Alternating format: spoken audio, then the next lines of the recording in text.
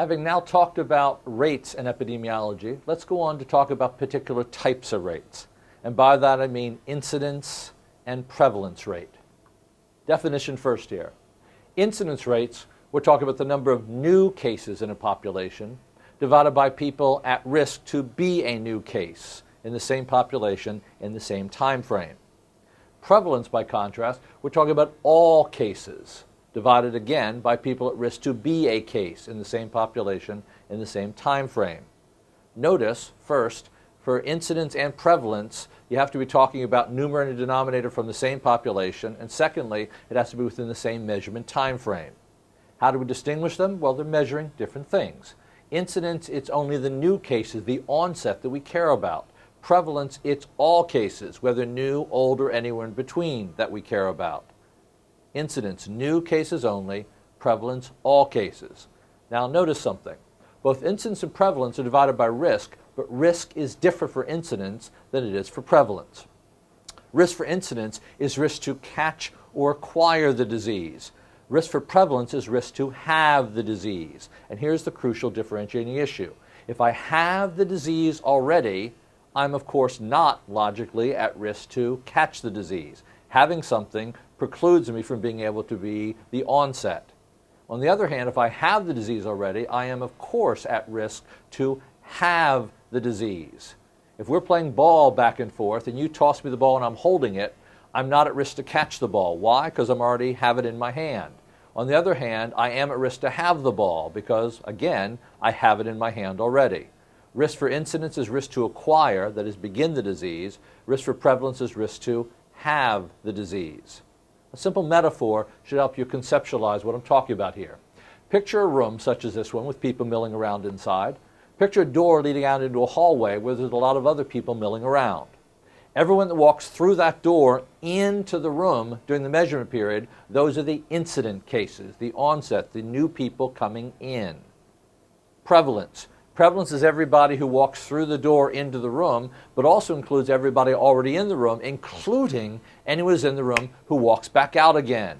If you're in the room at all, even for a nanosecond during the measurement period, you count as a case of prevalence. The only people that count for incidence are people that traverse, that is, enter the room from the outside. You need a little mnemonic to help you remember these? Well, look up here at the spelling. Look at the word incident. Look at the first two letters. First two letters spell the word in. These are the new cases, the cases coming in, as it were. Prevalence. Well, that's just the other one. I can't really do much for you there. All right, look, if you're a really, really poor speller, you look at prevalence and look in the middle and see AL and say, hey, that spells all. Well, no, it doesn't. That's a failed presidential candidate. But hey, if it helps you remember it, I don't particularly care. Incidence, new cases only. Prevalence, all cases. Now, there's some other terms I want you to associate with incidence and then prevalence. With incidence, I want you to associate it with the term attack rate. An attack rate is simply a special type of incidence rate. Think about incidence rate as the overarching category, which attack rate is simply one subspecies. An attack rate is an incidence rate where I further shrink the denominator for some known exposure. We're not looking at all the people that are at risk, but just the people that have this particular exposure. An example should clarify this. One Saturday evening, 100 people go out to eat at a local Italian restaurant. Of those 100 people, 50 order calamari. Of the 50 people who order calamari, 30 become ill with food poisoning. What's the general incidence rate for food poisoning at the restaurant? Oh, that's easy. 30 divided by 100, because we're going to take everybody at the restaurant as being at risk. What's the attack rate for calamari? Oh, that's easy. Once again, now 30 divided by 50. Notice the difference between the general incidence rate, where all the patrons are included, and the attack rate, we're only going to look at the people that had that particular food. Now, if you're confronted with a foodborne outbreak on the exam, as you have been in the past, and you need to decide which food is most likely the source of the outbreak, it ought to be clear now how to answer that question. You're going to simply compute an attack rate for every food, and the food that generates the highest attack rate is the food most likely to be the source of the outbreak. Turn your attention down to prevalence. Let's talk about two different types of prevalence, point prevalence and period prevalence. Here, the issue is the measurement time frame. When we're talking about point prevalence, we're talking about measuring who has the disease divided by people at risk to have the disease at a single moment in time, at a single instant in time. Not this year, but right now who has it divided by people at risk. Period prevalence, by contrast, is about a span of time, a week, a month, a year, a lifetime. You often see these two numbers side by side in your text. For example, if you page through Harrison's, you'll find that for men, secondary impotence has a point prevalence of 3% and a lifetime prevalence of maybe 23%. Notice that point prevalence is smaller than lifetime prevalence. Well, come on, of course it is. Because the wider the time frame in which I'm looking for cases, by simple probability, the more cases are likely to appear. Point prevalence is a single moment in time. Period prevalence is across a span of time. Now, as we're going on to our next set of issues, I have a few simple questions for you. Suppose I want to track the course of influenza as it traverses the United States, influenza as it travels across the United States. Should I be concerned with incidence or prevalence? Well, the right answer, of course, is incidence, because for any acute condition, influenza is an acute onset, we're concerned about the beginning, the onset of the disease. Incidence is what matters. Suppose, by contrast, I was interested in tracing diabetes as it traveled across the United States over the next several decades, diabetes in the United States. In that instance, I'd be more concerned with prevalence, because it's not the beginning, it's the having that I want to measure. I mean, consider the incident question. How many people acquire diabetes today? It's even hard to deal with the incidence issue when we talk about a chronic condition such as diabetes. Two other simple terms, morbidity and mortality. Morbidity, of course, is illness. Mortality, of course, is death. When I'm talking about morbidity, I show you morbidity data, illness data. What am I talking about? Incidence or prevalence? Well, answer, of course, is could be either one. I could talk about the onset of disease, or I could talk about having the disease. If you see disease data, you have to read your question carefully and see what was done. Is it incidence or is it prevalence? By contrast, let's talk about mortality data. Mortality data, we're talking about death. We're talking about mortality. Is that incidence or prevalence? Well, right. It could only be incidence data. Because of mortality, we're not counting the number of dead people, we're counting the onset of death, the newly dead, the beginning dead. So that's by definition incidence data. You now know whenever you see a table of mortality data, we're talking about incidence data. So mortality data is by definition incidence data. Having talked about incidence and then prevalence as separate concepts, I now want to link them together for you. I now want you to understand how they're related to each other. We talk about this relationship in two distinct ways. First, we have the so-called conceptual formula. Conceptual formula reminds us that P, prevalence, is equal to I, incidence, times D, duration. Prevalence is a function of incidence times duration. This conceptual formula helps you remember the direction of relationships, but please do not treat this with full mathematical certainty. That is, I don't want anyone to ever come to me and say, hey, I can take prevalence and divide by incidence and that will give me duration. No, you can't really do that. Nor can you take prevalence and divide by duration to give you incidence. You can't really do that either.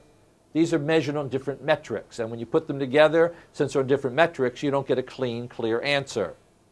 What you can do with this simple formula, though, is remember the direction of relationships. You can remember that, for example, as incidence increases, therefore prevalence increases. Or as duration goes down, people have the disease for a shorter amount of time, then prevalence goes down as well. On an exam question, if you want to change prevalence, you do so by changing incidence up or down, or duration up or down. The second way we like you to think about this relationship between incidence and prevalence is with the so-called prevalence pot diagram, a version of which you'll see in your syllabus, and a slightly different version of which I have here on the slide. We're laying out here for you a visual metaphor, a way of thinking about these relationships. So let me go through and describe the metaphor, and then I'll go back in a moment and label the pieces.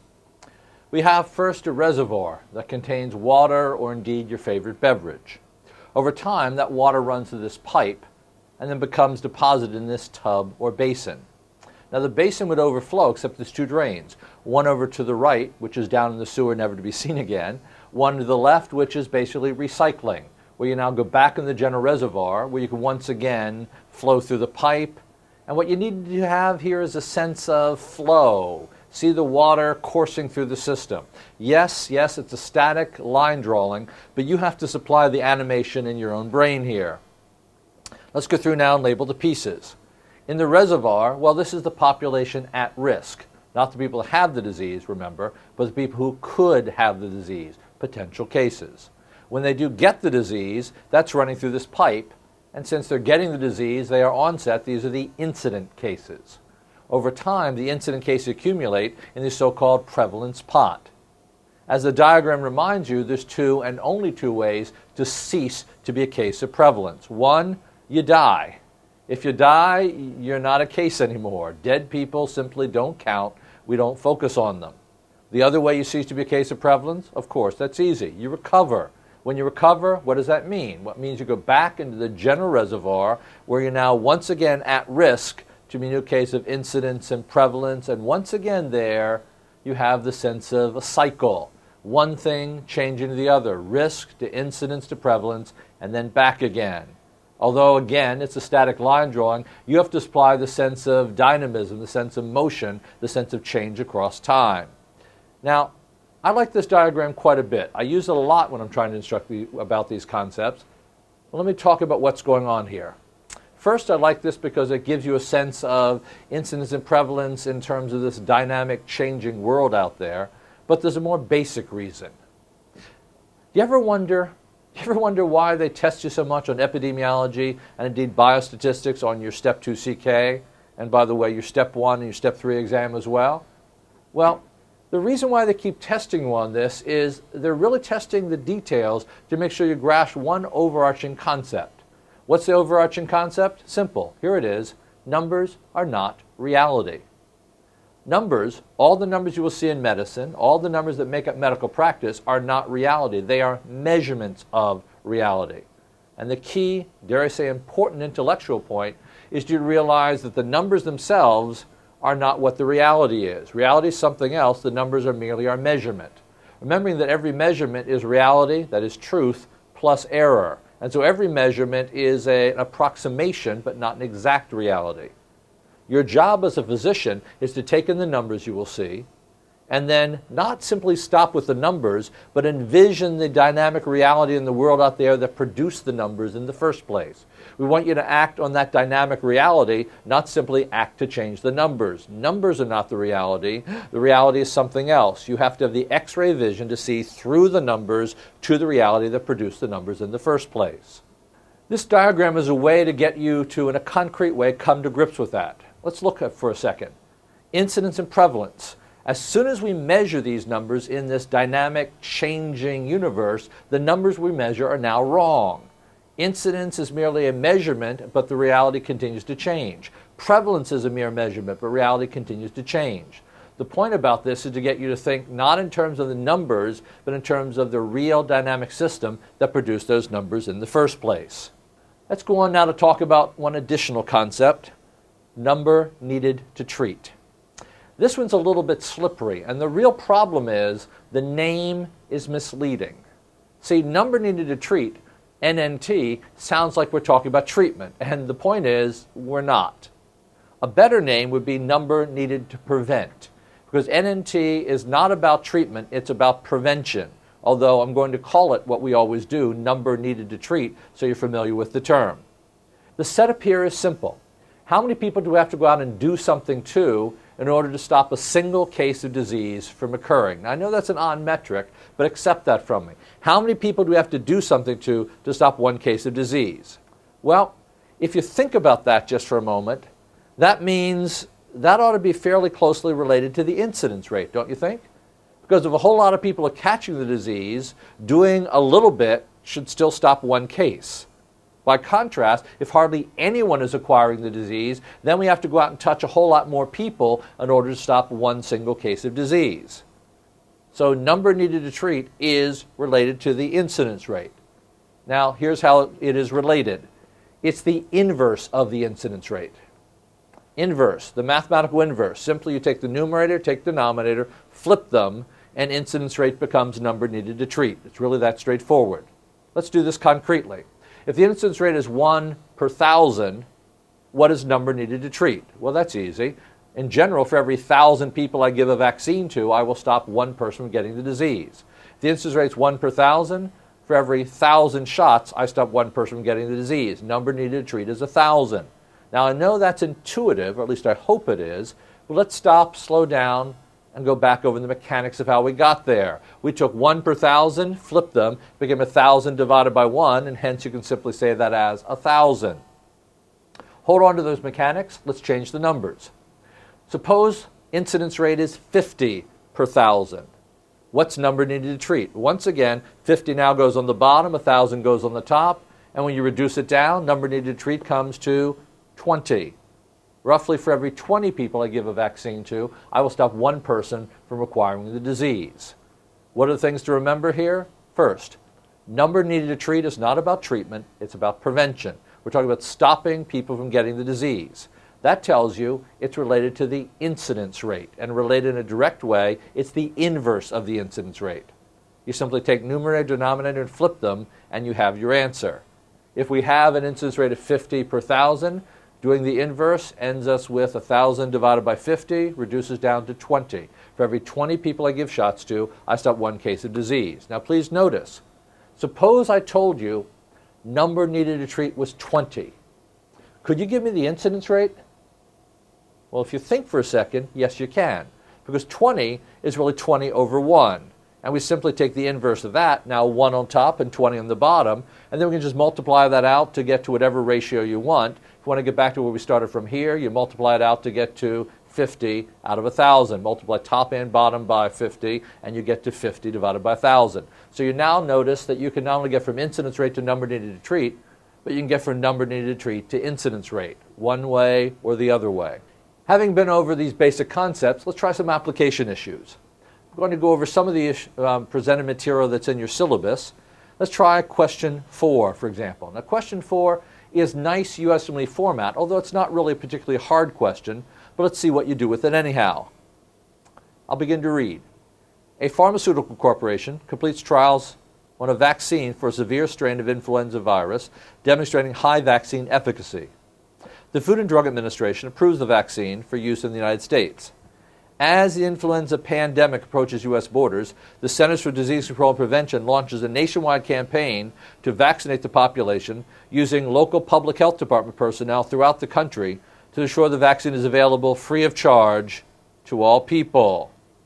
Assuming that a high degree of vaccine coverage is achieved, what is the expected impact of this major public health initiative?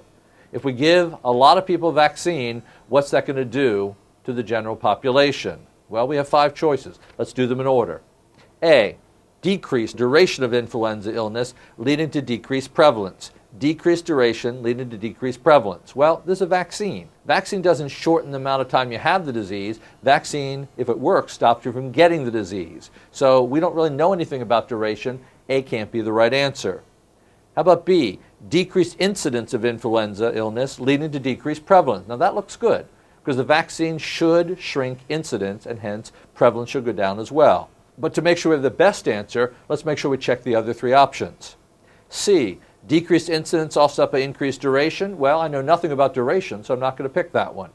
D, no change in observed incidence of duration, no change in prevalence. Well, I know good vaccine makes incidence go down, so that can't be right. And finally, the effects on prevalence cannot be determined from the information given. Sure they can. If incidence goes down, prevalence goes down. And so the answer is what we thought it was. The answer is B, mark it, and time to move on. You have a different form of a question as you turn the page. This question provides you some text and then a graph summarizing some information that are pertinent to the text provided. Now, this next exam strategy issue is important. We discover when we give you graphs in exam questions, you tend to focus on the graph and you don't always read the text that accompanies the graph. I have to tell you, the text is absolutely critical for you because the text provides the context for everything that goes forward. So I'm going to begin not by looking at the graph, but by reading the text. Among 245 college students who dedicated 1 month of summer break to building homes for Habitat for Humanity, 12 developed back strains on the job. Based on the diagram of these 12 episodes of back strain, answer the following questions. Okay, so now we know we're looking at back strain for people that did work for Habitat for Humanity. As we look at a graph, we see two vertical lines. The first one on the left, July 15th, and the second one on the right, July 31st.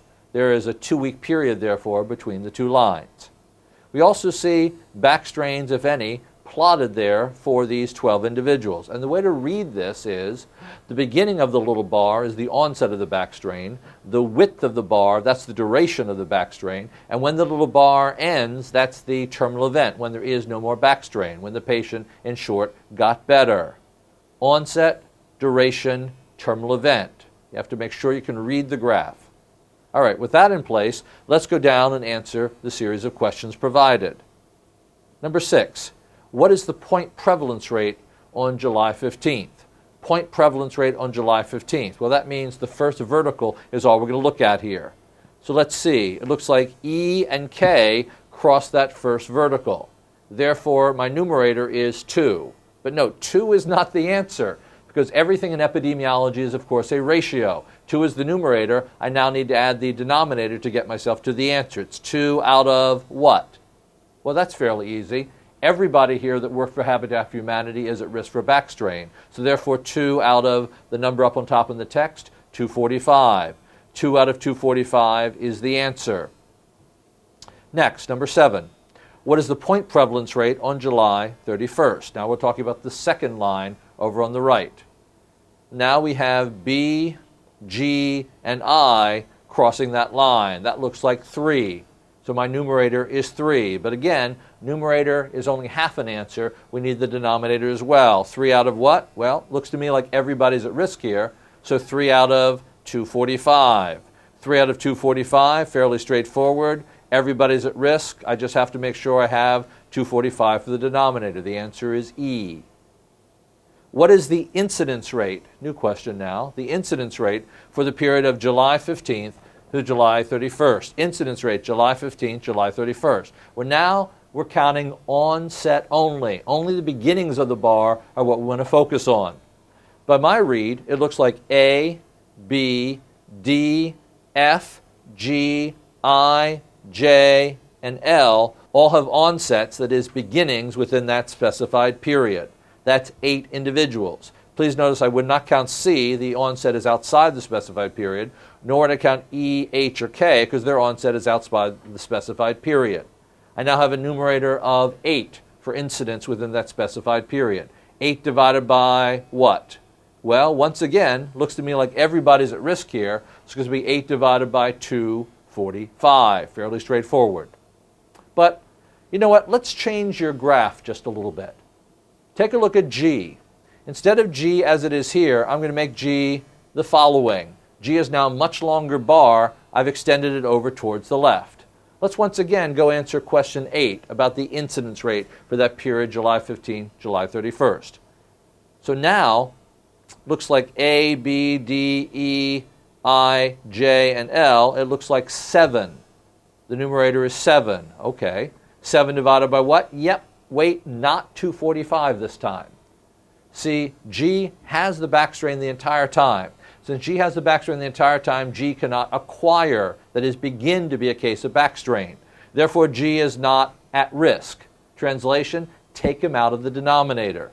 Instead of 7 divided by 245, the right answer is 7 divided by 244. I'll say that again, 7 divided by 244. We take G out as at risk, therefore 244, not 245. I'm going to return your diagram to the state it was originally as we answer the last of these questions, number 9. Number 9, what is the period prevalence for the July 15th through July 31st? Once again, between the two verticals, what is the period prevalence? Now, anyone that has any part of the bar within that period gets counted for our numerator. So that's A, B, D, E, F, G, I, J, K, and L. Looks to me like 10 individuals. 10 is my numerator then when I'm talking about prevalence. 10 out of what? It's easy once again. Everyone's at risk. Therefore, 10 divided by 245.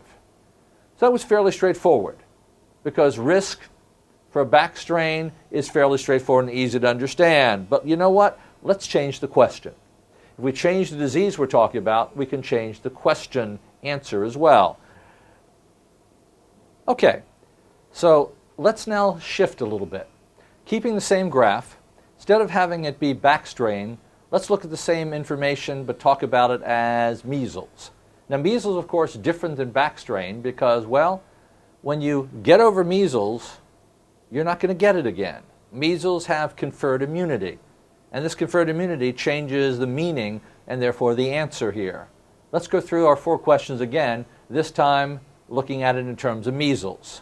Number 6, what is the point prevalence rate for measles on July 15th? Well, E and K, the numerator is still 2, but now the denominator's got to shift because H, having gotten measles and gotten over it before we come to that period, is no longer at risk. Therefore, it's going to be 2 divided by 244. Not 245, but 244. Why? H has immunity, therefore no risk, therefore we drop him out of the denominator. Number 7, what is the point prevalence rate on July 31st? Once again, the numerator is the same as before, B, G, and I, that's 3, but now 3 divided by what? Well, as I read this, A, D, E, F, H, J, K, and L all have measles and then get over the measles prior to this point of time where we want to do our measurement. Therefore, 8 people have measles and got over measles before we come to this line. Therefore, 8 of these people are not any longer at risk. Our denominator, therefore, is not 245, but 245 minus 8, or 237. The right answer for point prevalence for measles on July 31st is 3 divided by 237. Let's go do number 8. Once again, measles. What is the incidence rate for measles in the period of July 15th to July 31st? Well, the numerator, again, is going to be the same. Still going to be 8, because the 8 onsets we still have. But now 8 divided by what? Well, as I read this, H is not at risk to be a new case of measles, but neither are E or K. H got over the measles before the period starts, hence cannot acquire, but E and K got them before it starts, then got over the measles, and then here afterwards were not at risk to be a new case. Therefore, E, H, and K, 3 of those are subtracted out, and it becomes 8 divided by 242.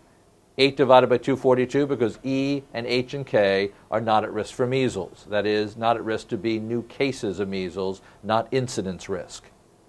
Number 9, what is the period prevalence, again for measles, July 15th to July 31st? Once again, the numerator stays the same, does not change. 10, just as before, but 10 divided by what? Not 245, but 244. Who's the one person we're going to exclude? We're going to exclude H. H had measles, got over it.